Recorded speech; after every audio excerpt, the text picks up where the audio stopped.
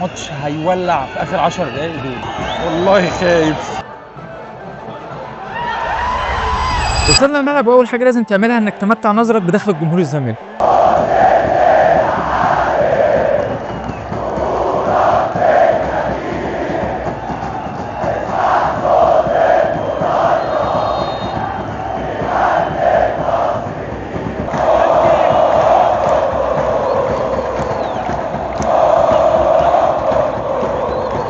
بدأ الشوط الاول اللي كان ممل جدا وما فيهوش اي هجمات خالص.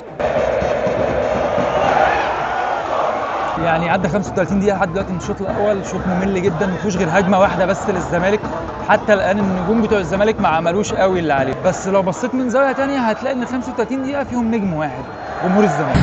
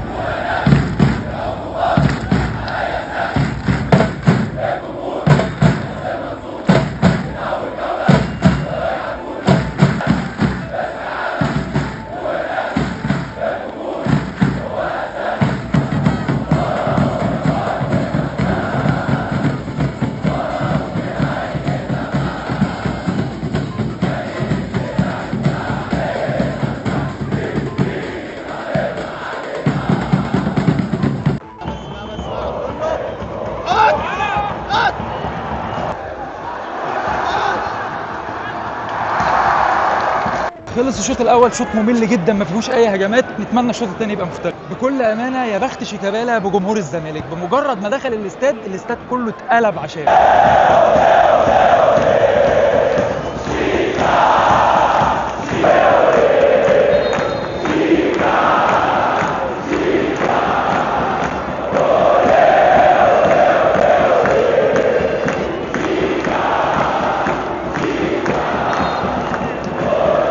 دخل الشوط الثاني وزيه زي الشوط الاول ما فيهوش اي حاجه برضو تقريبا.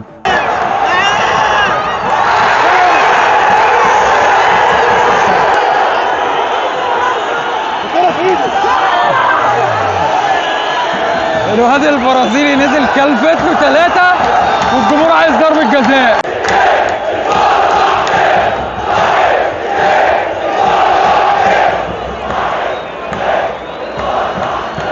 الماتش بدأ يتكهرب وشكله هيفلت من الحكم واللعيبة هتموت في بعض في الملعب.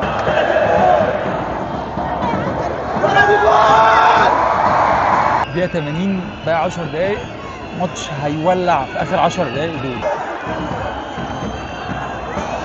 أنا خايف، والله خايف. قريبة. قبل نهايه الماتش بكام دقيقه عمرو الجنايني ومجلس اداره الزمالك وشيكابالا كان هيجرى لهم حاجه عشان بس جول.